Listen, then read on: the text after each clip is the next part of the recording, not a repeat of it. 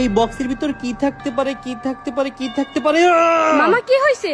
দেখ আমার কাছে এটা কি আসছে। কি এইটা? Wow, gift box. তাহলে টেনশন করতেছো কেন? এইটা শুধুমাত্র একটা গিফট বক্স না, এটার ভিতরে আমার থেকে প্রো কিছু একটা আছে। কি? তোমার থেকে বেশি প্রো? এটা কি করে সম্ভব? আমি বিশ্বাস করি না। বিশ্বাস তো আমিও করি না, কিন্তু চিঠিতে তাই লেখা। তাহলে চলো এক্ষুনি বক্সটা খুলি। চল।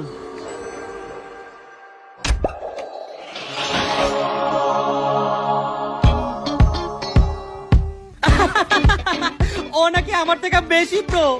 মামা, এখন আর একটা উচিত শিক্ষা দিতে হইব। ওর কত বড় সাহস, ও বলে ও নাকি আমার থেকে বড় প্রো। মামা, বুদ্ধি পেয়েছি, চলো আরে বরফ বানাই। চল চল চল। আজকে 24 ঘন্টার জন্য Oppo A5 Pro কে ফ্রিজের মধ্যে রেখে দিব, তারপর বোঝা যাবে আসল প্রো কে, আমি নাকি Oppo A5 Pro।